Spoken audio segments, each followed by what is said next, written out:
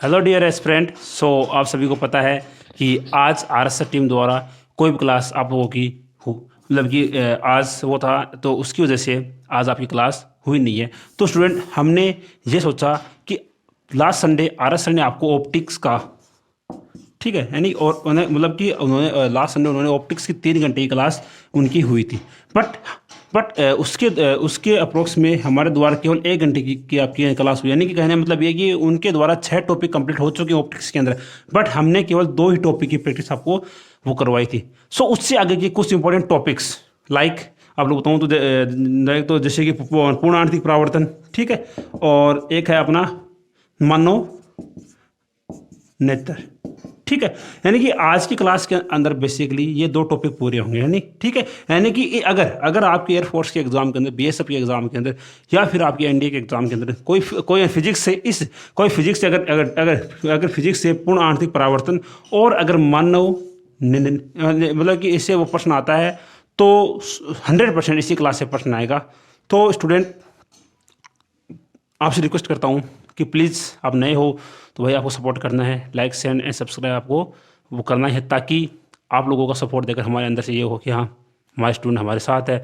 तो अगर आप वीडियो को शेयर करोगे, अगर आप कमेंट करोगे, तो भाई आपको बेहतरीन से बेहतरीन आपको वो कंटेंट मिलेगा। और भाई ये क्लासेस आप लोगों के लिए है।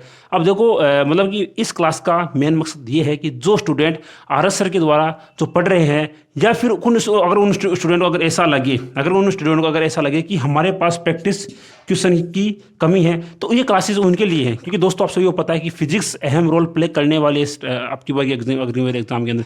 क्यों? क्योंकि अगर आपको 40+ स्कोर चाहिए एयरफोर्स के अंदर, तो स्टूडेंट आपको फिजिक्स के अंदर 18+ स्कोर करना ही पड़ेगा, एटलीस्ट 18 स्कोर करना ही पड़ेगा। और अगर आपको 18 स्कोर करना है तो भाई आपको इन क्वेश्चन से गुजरना ही पड़ेगा। तो भाइयों, जैसा कि आप सभी को पता है कि मैंने बहुत सारे एग्जाम निकाले हैं, एयरफोर्स, नेवी, एनडीए, आईसीजी, तो उसी एक्सपीरियंस के आधार पर आप लोगों को पढ़ाऊंगा। और अगर आपको ये कंटेंट अच्छा लगता है तो प्लीज़ आप हमारे लिए एक वीडियो शेयर अवश्य करना और एक लाइक अवश्य करना, ताकि आपके उस सपोर्ट को देखकर हमें अंदर से मोटिवेशन मिले कि हाँ, स्टूडेंट हमारे साथ है और वो हमें सपोर्ट कर रहे हैं। बस इसी सपोर्ट के लिए हम आप लोगों को यहाँ पर पढ़ाते हैं। और अगर आप हमें सपोर्ट करते हो और करोगे तो भाई आपको बेहतरीन कंटेंट आपको मिलेगा, ठीक है। तो पहला जो पहला क्वेश्चन है वो आपकी स्क्रीन के ऊपर क्या है, जो पहला क्वेश्चन है उसके अंदर ये लिखा हुआ है कि प्रकाश की चाल किस पर डिपेंड करती है। क्वेश्चन दोबारा पढ़ो, क्या लिखा हुआ है? क्वेश्चन के अंदर ऐसा लिखा हुआ है कि भाई वैक्यूम के अंदर, क्वेश्चन के अंदर ऐसा लिखा हुआ है कि भाई वैक्यूम यानी निर्वात के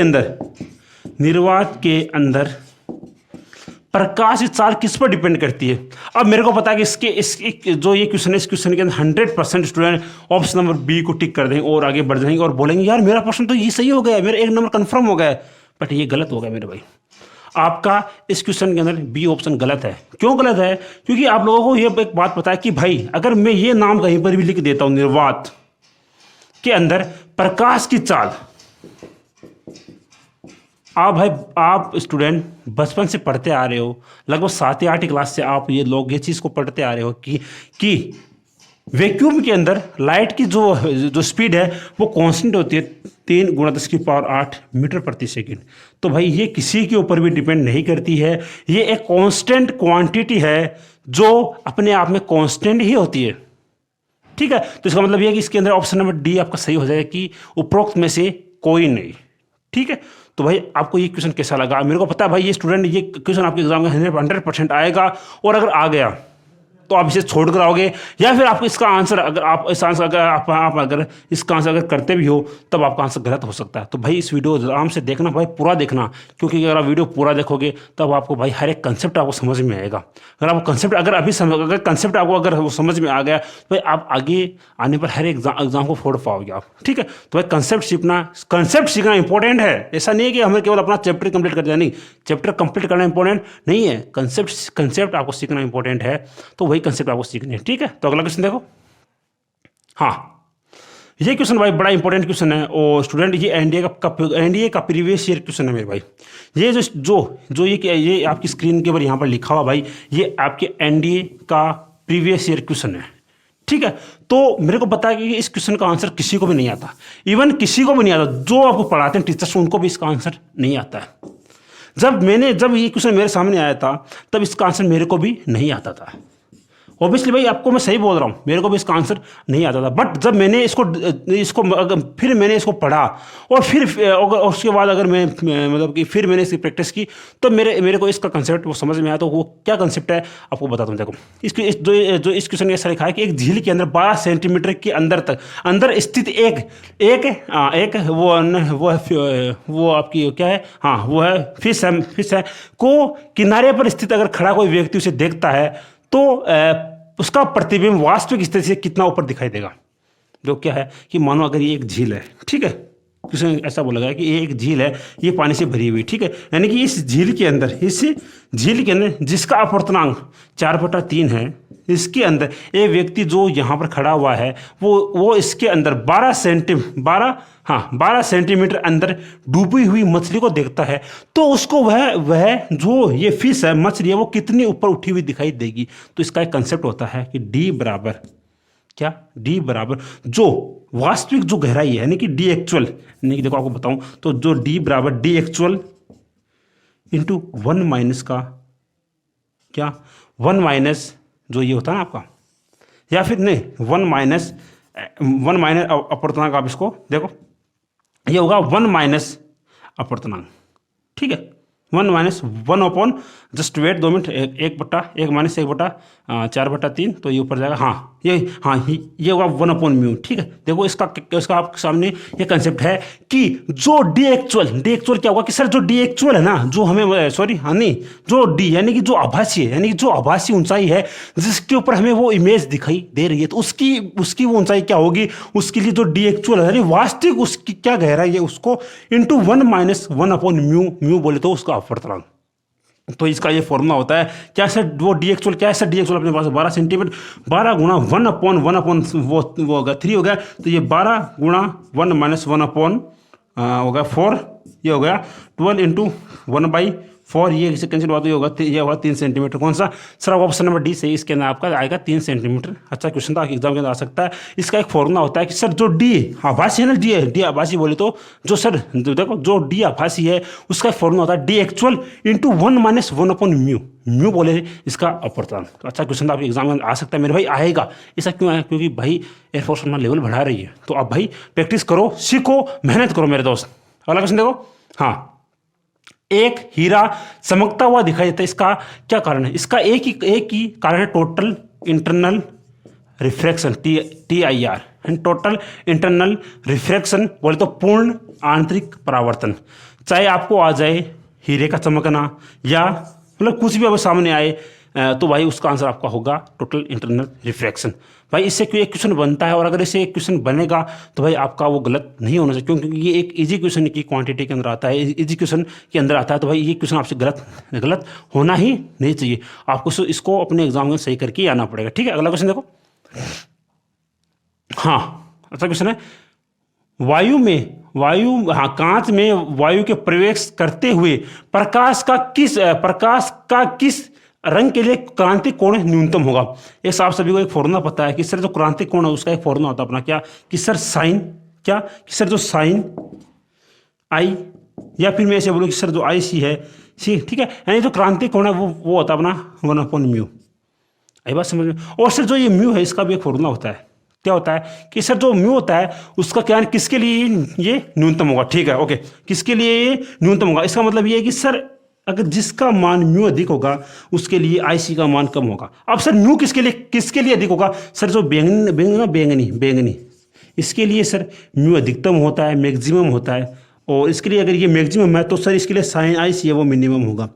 और सर इसमें म्यू और एक लेमडा में भी एक अपना एक वो संबंध होता है, म्यू बराबर अपना होता है क्या सर, वो सर ये अपना होता है 1/λ, ठीक है, यानी कि जिसकी तरंग दैर्ध्य अधिक होगी उसके लिए म्यू कम होगा, और जिसके लिए ये लेमडा मिनिमम होगी उसके लिए म्यू मैक्सिमम होगा।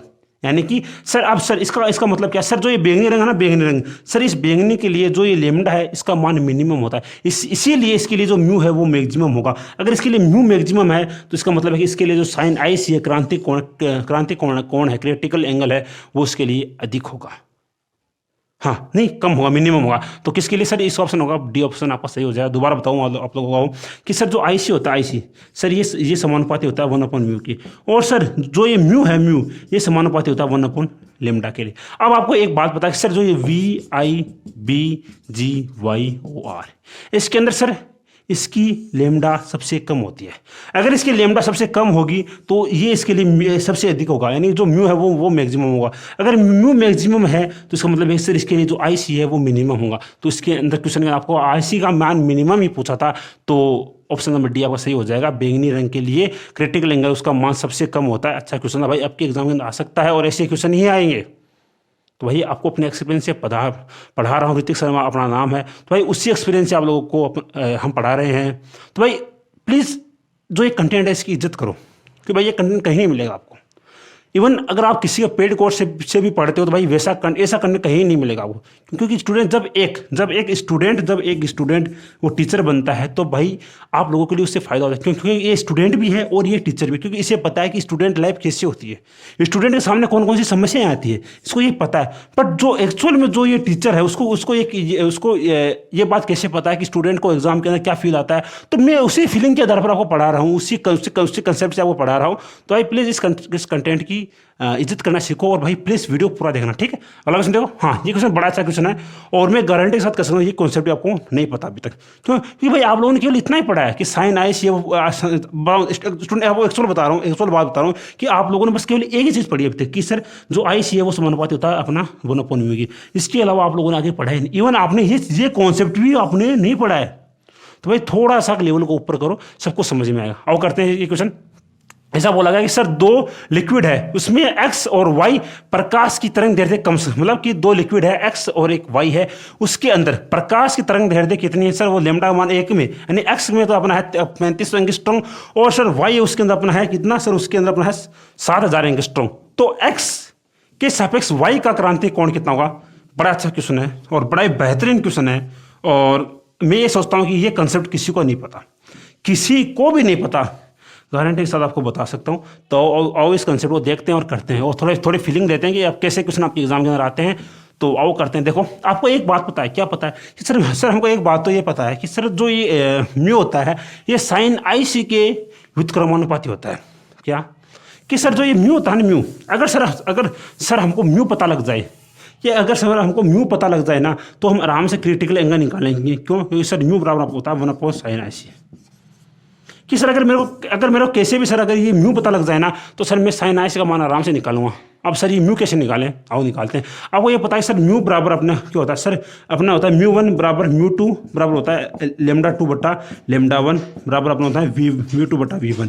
ये एक अहम रिलेशन होता है, इसको नोट कर लो कि सर जो μ1 बटा μ2 बराबर λ2 बटा λ1 बराबर v2 बटा v1, यहाँ पर v है वो प्रकाश की चाल है, चाल। आई बात समझ में? ठीक है, ओके। अब देखो, अब स्टूडेंट मेरे को ये बात बताया कि सर मेरे को λ2 का मान मेरे को दिया हुआ है, ठीक है। तो सर मैं आराम से निकाल सकता हूँ सर μ2 बराबर μ1 बटा μ2 बराबर λ2 कितना सर? अपने पास λ2 है 7000 एंगस्ट्रॉम, और सर ये μ2 अपने पास नहीं, हाँ λ2 अपने पास है, ये होगा सर 3500 एंगस्ट्रॉम, ठीक है। तो ये अपना 2 हो गया, यानी सर μ1 बटा μ2 बराबर 2, ठीक है। आई बात समझ में? ओके। तो सर मेरे को μ2 बटा अपने पास ये होगा सर, ये होगा अपने पास μ12, यानी मैं इसको ऐसे भी लिख सकता हूँ, यानी μ12 बराबर 2 हो गया। कहने मतलब ये सर मेरे पास μ12 का मान आ गया, यानी सर मेरे पास μ1 का मान आ गया। तो अगर मैं यहाँ पर इस मान को अगर मैं यहाँ पर पुट करता हूँ 2 बराबर 1/sin आई सी, तो ये साइन आई सी का अगर मैं मान निकालता हूँ तो ये साइन आई सी बटा 1/2, तो यहाँ से आई सी बराबर मेरे पास आएगा 30 डिग्री। तो भाई एक रिलेशन से मैंने आपको कितना कुछ बता दिया। आपके एग्जाम के अंदर ये क्वेश्चन आ सकता है और 100% आएगा।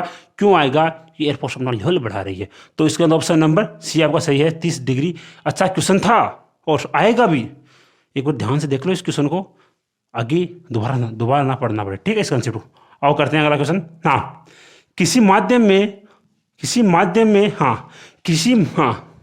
से वैक्यूम में टोटल इंटरनल रिफ्रैक्शन के लिए क्रांतिक कोण 30 डिग्री है, तो इसमें प्रकाश का वेग क्या होगा?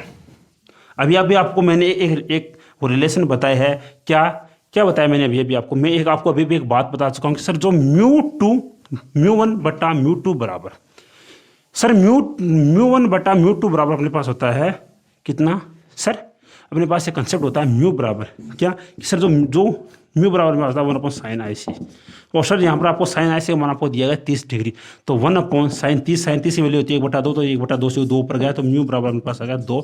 तो ऑप्शन नंबर कौन सा, तो ऑप्शन नंबर आपका हाँ ओके यहाँ पर आपको प्रकाश की चाल पूछी, ओके गुड प्रकाश का वेग पूछा, अच्छा वेरी गुड। तो प्रकाश का वेग आपको एक कंसेप्ट पता है कि क्या सर, देखो आपको एक कंसेप्ट पता होना चाहिए कि सर जो ये अपवर्तनांक होता है म्यू बराबर अपना होता है क्या कि सर निर्वात में प्रकाश की चाल बटा माध्यम में प्रकाश की चाल। देखो यानी कि म्यू बराबर अपवर्तनांक बराबर अपने पास होता है वैक्यूम में प्रकाश चाल बटा माध्यम में प्रकाश चाल। अब आपको क्या निकालना है कि सर हमको क्या निकालना है कि सर हमको माध्यम में प्रकाश का वेग निकालना है। तो अगर मेरे को माध्यम में प्रकाश का वेग निकालना तो कोई बात नहीं कि मैं इसको अगर v मानता हूँ, म्यू बराबर मेरे पास होता है c/v, तो v बराबर c का मान आपके पास होता है 3 × 10⁸ बराबर होगा 1.5 × 10⁸ मीटर प्रति सेकेंड। कौन सा आंसर आपका ऑप्शन नंबर, हाँ कि आपका ऑप्शन नंबर 1.5 है, ऑप्शन नंबर बी आपका सही है। अच्छा क्वेश्चन था, आपके एग्जाम में आ सकता है, ठीक है ओके। अगला क्वेश्चन देखो, हाँ प्रकाश के लिए पूर्ण आंतरिक परावर्तन कब संभव है। भाई प्रकाश के लिए पूर्ण आंतरिक परावर्तन की 2 ही कंडीशन होती है। पहली कि प्रकाश है वह सघन से विरल में जाना चाहिए, सघन से विरल, यानी प्रकाश है वो सघन माध्यम से विरल माध्यम में जाना चाहिए। दूसरी कंडीशन है कि सर जो साइन आई है, यानी साइन आई यानी जो मतलब एंगल ऑफ आपतन को क्या बोला, जो आपतन कोण है उसको वह बड़ा होना चाहिए sin ICC, यानी कि जो एंगल ऑफ क्या बोलते हैं उसको, मेरे को इंग्लिश में तो वो पता नहीं, यानी आपतन कोण का मान आपकी क्रिटिकल एंगल क्रांतिक कोण से बड़ा होना चाहिए। तो यही 2 कंडीशन होती है पूर्ण आंतरिक परावर्तन की। तो इसका मतलब आपको कौन सा कि सर प्रकाश है वह पानी से वायु में प्रवेश करना चाहिए, क्योंकि पानी सघन माध्यम है और वायु अपना विरल माध्यम है। तो इसको इंग्लिश में हम बोलते हैं डेंस, और इसको हम बोलते हैं इसको क्या बोलते हैं यार, इसको अब हम हिसाब से देख लें, बट जो सघन है इसको तो बोलते हैं डेंस, ठीक है ओके। अगला क्वेश्चन देखो, हाँ क्या है, प्रकाश की किरण का पूर्ण आंतरिक परावर्तन कब संभव। प्रकाश की किरण का पूर्ण आंतरिक परावर्तन तभी संभव है जब किरण सघन माध्यम से विरल में जाए और आई का मान IC से बड़ा हो। कौन सा ऑप्शन नंबर बी सही है। इस क्वेश्चन को भी ध्यान से देख लेना। भाई मैं आपके लिए वही क्वेश्चन लेके आया हूँ जो एग्जाम के पॉइंट ऑफ व्यू से इंपॉर्टेंट है। भाई ये क्वेश्चन 100% आएंगे, ध्यान से पढ़ते रहो इन क्वेश्चन को। क्वेश्चन देखो, हाँ अब आ चुके हैं आपके ह्यूमन आई से क्वेश्चन। तो भाई ह्यूमन आई से जो ये क्वेश्चन है वो आप लोगों के सामने आ चुके हैं। देखो अब सामने पहला क्वेश्चन है, आपके सामने पहला क्वेश्चन है कि जो साधारण आंख के लिए न्यूनतम वो बिंदु कौन सा होता है, यानी कि साधारण मतलब कि साधारण मनुष्य के लिए जो न्यूनतम बिंदु होता है ना, न्यूनतम यानी जो मिनिमम पॉइंट कि जहाँ तक वो देख सके, एक स्वस्थ मनुष्य के लिए वो होता है अपना 25 सेंटीमीटर। और मैक्सिमम तो अनंत होता है, यानी मैक्सिमम पूछे तो आपको अनंत दिखना है, और अगर मिनिमम पूछे वो 25 सेंटीमीटर होता है। अगर मेरे को इसको मीटर में चेंज करना पड़े तो आई कैन से हियर कि 0.25 मीटर होगा। तो कौन सा सर आपका ऑप्शन नंबर ए सही है। अगर आपको इसके अंदर ऐसा पूछे कि मैक्सिमम कितना होता है, मैक्सिमम इन्फानाइट होता है, तो मैक्सिमम अगर आपसे पूछे तो इन्फानाइट, और मिनिमम पूछे तो 25 सेंटीमीटर या 0.25 मीटर, ठीक है। अगला क्वेश्चन देखो, हाँ निकट दोष के लिए कौन सा लेंस उपयोग में लेके आते हैं। भाई इसके अंदर बहुत सारे स्टूडेंट को कंफ्यूजन होता है। आओ आपको इसकी वो ट्रिक बताएं। देखो निकट पूछे, निकट के लिए होता है अवतल, और दूर के लिए होता है उत्तल। आओ आपकी इसकी ट्रिक बताते हैं। और एक होता है कि यहाँ प्रतिबिंब कैसा बनता है, यानी प्रतिबिंब की स्थिति। भाई इसके लिए प्रतिबिंब की स्थिति होती है वो पास होती है, और इसके लिए प्रतिबिंब की स्थिति वो होती है दूर। आओ इसकी ट्रिक से पढ़ते हैं। देखो निकट में देखो स्टूडेंट, निकट में कितने अक्षर है भाई, निकट में 3 है और इसमें 2 है, यानी कि ये इससे बड़ा है तो इसके सामने 4 वाला आ गया, यानी बड़े के सामने बड़ा और छोटे के सामने छोटा। देखो जो ये मतलब कि जो ये है निकट के लिए में कितने अक्षर है सर, इसके अंदर 3 अक्षर है, यानी कहने मतलब जो सर ये दूर से बड़ा अक्षर है तो बड़े के सामने बड़ा यानी अवतल और छोटे के सामने छोटा। अब भाई जो ये निकट है इसका मतलब क्या होता है सर, इसका मतलब होता है पास, यानी कि अगर कोई चीज़ मेरे वो निकट है इसका मतलब ये है कि वो मेरे पास है, इसका मतलब यहाँ पर पास है, यानी कि पास का मतलब है कि ये बनता है किसके, रेटिना के पास, यानी कि या फिर इससे बोलते इसके पीछे हमने तो ये तो इसके लिए होगा पीछे, बट ये होगा इसके पास बनता है, रेटिना के पास बनता है, ठीक है। यानी कि देखो जब दूर के लिए आए तो वो होगा अपना दूर या फिर पीछे बनेगा। और जब आपके लिए ऐसा है कि सर इसके लिए जो ये है मतलब मायोपिया, इसको बोलते हैं मायोपिया, इसको बोलते हैं हाइप्रो मायोपिया बोलते, मेट्रोपिया बोलते, ऐसा इसके लिए बोलते हैं। देखो इसके लिए प्रतिबिंब की स्थिति होगी दूर और इसके लिए प्रतिबिंब की स्थिति होगी पीछे, ठीक है।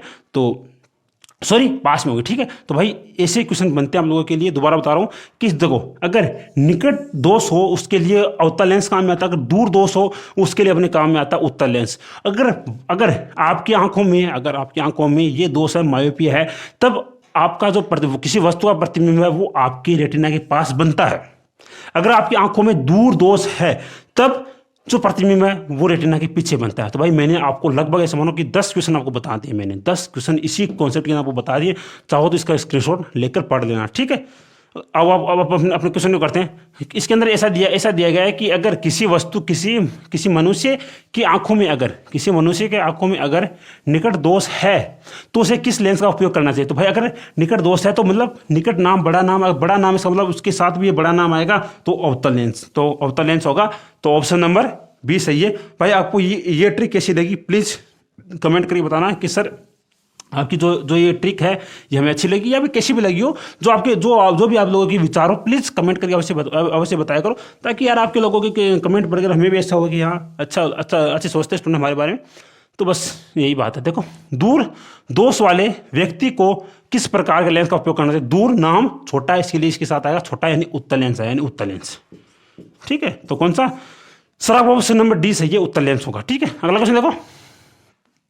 हाँ, रेटिना पर प्रतिबिंब बनता है, ये अच्छा क्वेश्चन है।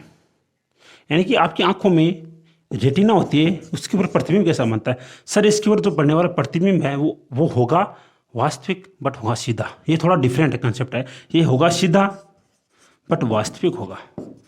मैंने आपको अभी तक क्या बताया सर, मैंने आपको अभी तक बताया कि जो प्रतिबिंब सीधा होगा वो आभासी होगा, है ना। बट यहाँ पर थोड़ा उल्टा है कि यहाँ पर बनने वाला जो प्रतिबिंब है वो होगा सीधा बट वो वास्तविक होगा, आभासी नहीं होगा। अब भाई देखो अगर वो आभासी होता तो कोई इंसान हमें, जैसे मानो कि अगर हमारे सामने कोई इंसान खड़ा है तो भाई ये हमें दिखता क्यों। अगर मानो कि अगर ये आभासी प्रतिबिंब बनता तो वो हमें एक्चुअल में वो हमें दिखता क्यों।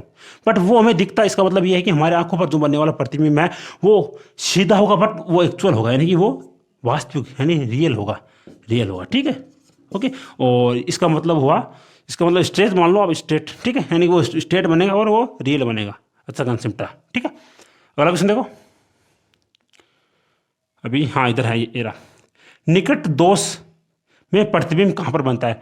निकट दोष में जो प्रतिबिंब है वो रेटिना के पीछे बनता है, प्रतिबिंब बनता ही नहीं है, या फिर वो कैसे बनता है। भाई इसके लिए आपको होगा कि वो रेटिना के आगे, देखो ये अपना होता है रेटिना, देखो एक्चुअल में ये ऐसा होता है। देखो आप लोग बताओ कि ये मानो अपनी आई है तो यहाँ से ये ऐसे बनेगा, मतलब प्रतिबिंब करने मतलब ये है कि ये ऐसे बनेगा। अगर आपकी आंखों में अगर ये दोष है, निकट वाला दोष है, तो उसके लिए प्रतिबिंब ऐसा बनेगा। इसीलिए हम यहाँ पर अवतल लेंस का प्रयोग करते हैं ताकि हम जो ये किरणें हैं इसको यहाँ पर वो फोकस कर सकें, ठीक है। तो एक्चुअल में इसका आंसर होगा ये होगा रेटिना के पीछे, मतलब मानो कि देखो ये होगा रेटिना के आगे बनता है या फिर पीछे बनता है। नहीं भाई ये आगे बनता है, तो ऑप्शन नंबर बी है वो सही है कि इसके अंदर प्रतिबिंब बनेगा वो बनेगा रेटिना के आगे, ठीक है। पीछे कौन सा बनता है सर, वो पीछे बनता है अपना दूर, वो होता दूर वाला, ठीक है। तो इसमें ऑप्शन नंबर आपका बी सही है, ठीक है। अगला क्वेश्चन देखो। हाँ, मायोपिया दोष वाले व्यक्ति की, ये अच्छा क्वेश्चन है। मायोपिया दोष वाले व्यक्ति की दूर बिंदु को अगर दोगुना कर दिया जाए तो फोकस दूरी किस प्रकार से प्रभावित होगी। करते हैं, देखो मायोपिया है, मतलब उसका मतलब क्या है। देखो भाई जो ये नाम लिखा मायोपिया, इसका मतलब क्या है। मायोपिया का मतलब है कि आपको निकट की वस्तु नहीं, मतलब आपको दूर की वस्तु, देखो इसका मतलब होता है निकटदर्शी दोष, ठीक है। निकट का मतलब होगा कि आपको निकट की वस्तु दिखती है बट दूर की नहीं दिखती। इसका मतलब यह है कि अगर मैंने इसके दूर बिंदु को दोगुना कर दिया है तो उसके जो लेंस है उसकी फोकस किस प्रकार से परिवर्तित होगी। तो भाई इसका फॉर्मूला होता है जो एफ बराबर एफ समानुपाती माइनस का डी होता है, यानी कि जिस प्रकार से ये दूर बिंदु प्रभावित होता है उसी प्रकार से एफ भी प्रभावित होती है। यानी कि एफ है अपने लेंस की फोकस दूरी कि यहाँ पर ऐसा ऐसा बोला गया है कि जो ये डी है यानी जो दूर बिंदु उसकी दूरी को हमने दोगुना कर दिया है। तो अगर ये दोगुना हो गई, अगर ये 2 टाइम्स हो गई, तो इसका मतलब ये कि जो एफ है ये भी आपकी दोगुना हो जाएगी। तो ऑप्शन नंबर बी सही है। अच्छा क्वेश्चन था, एग्जाम के अंदर आएगा 100%। ठीक है, अगला क्वेश्चन देखो। हाँ, रेटिना, इसको छोड़ो आप, अगला क्वेश्चन देखो। देखो क्या है, जब प्रकाश मनुष्य की आंखों में प्रवेश करता है तो उसका अधिकतम परावर्तन कहाँ पर होता है? उसका अधिकतम परावर्तन होगा अपने आंखों के अंदर, एक वो लिक्विड होता है, द्रव होता है, जिसे हम बोलते हैं क्या, उसका नाम होता है रक्तताप द्रव, रक्तताप द्रव। ठीक है, इसका नाम होता है रक्तताप द्रव। तो इसी के अंदर अपना अधिकतम जो परावर्तन है वो इसी के अंदर ही होता है। और आपको ये कमेंट करके बताना है कि इसका म्यू कितना होता है, यानी कि इसका अपवर्तनांक कितना होता है। इसका अपवर्तनांक आपको कमेंट करके बताना है। ठीक है, तो यानी कहने मतलब ये है कि हमारे आंखों के अंदर जो प्रकाश जाएगा तो उसका अधिकतम परावर्तन है वो जो ये लिक्विड है जिसका नाम है रक्तताप द्रव, उसी के अंदर ये अधिक से अधिक उसका परावर्तन होगा।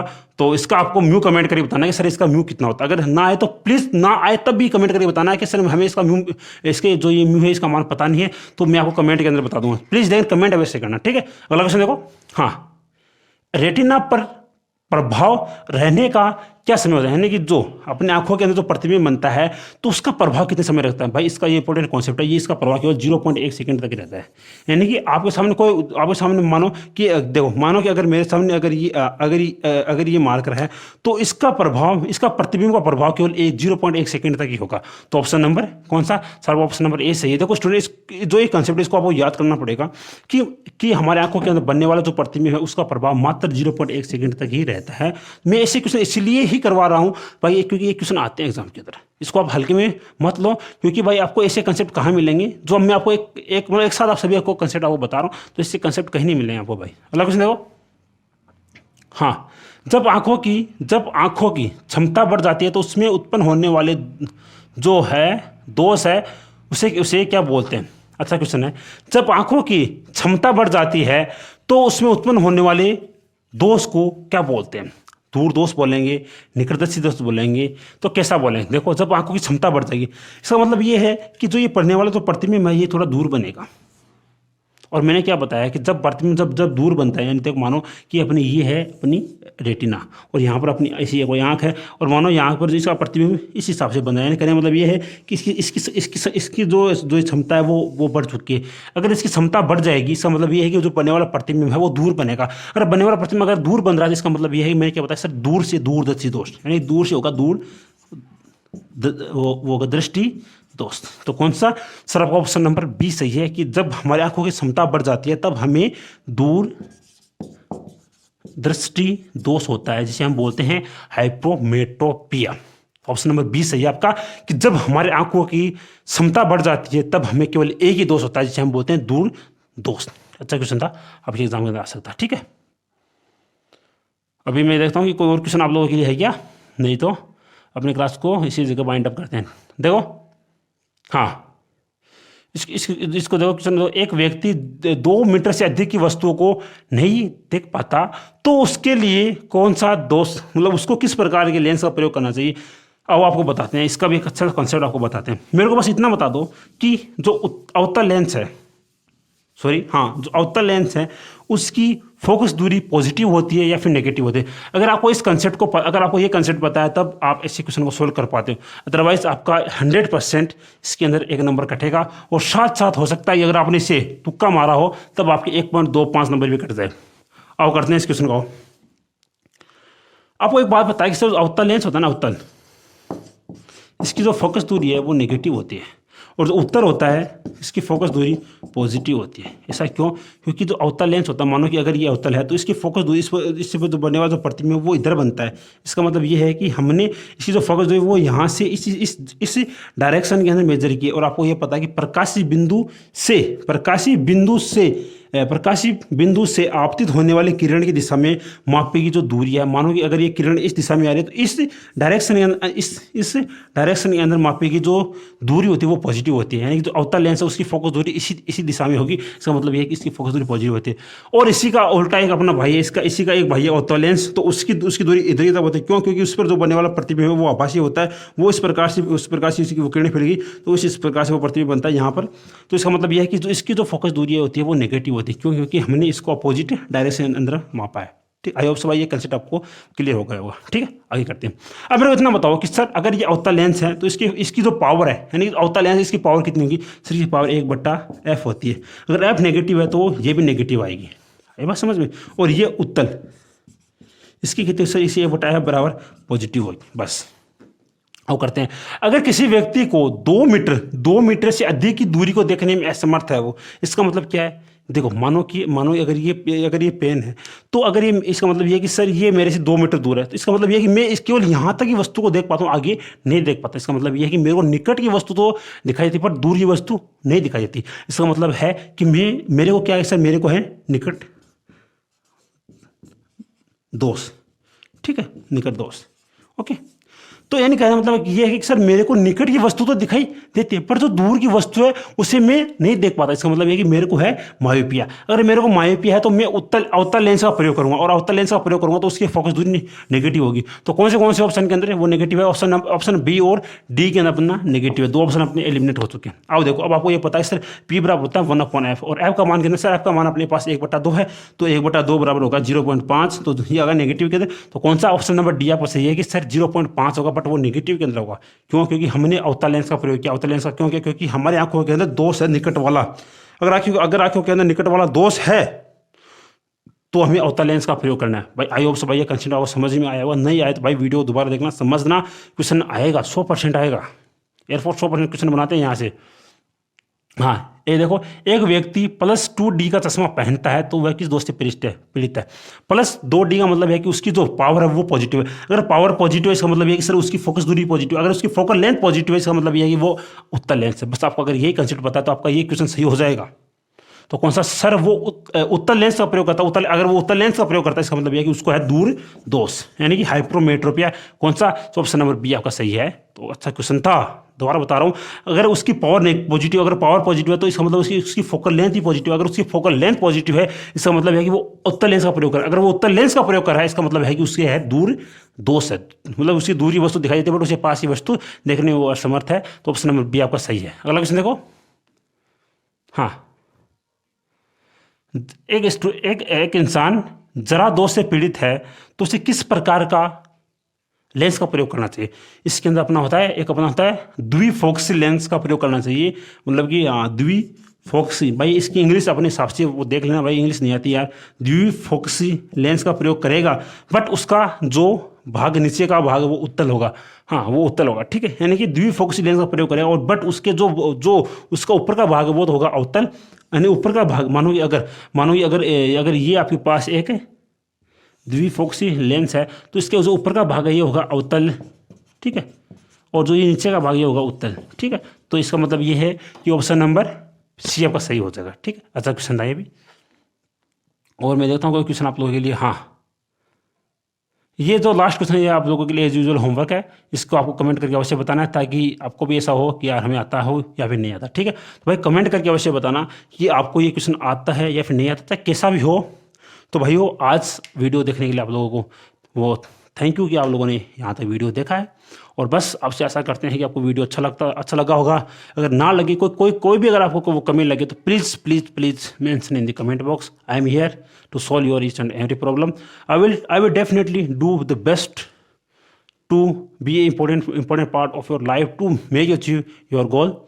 So you can trust me for your physics section because I have qualified many exam. So according to my experience I am here to teach you all.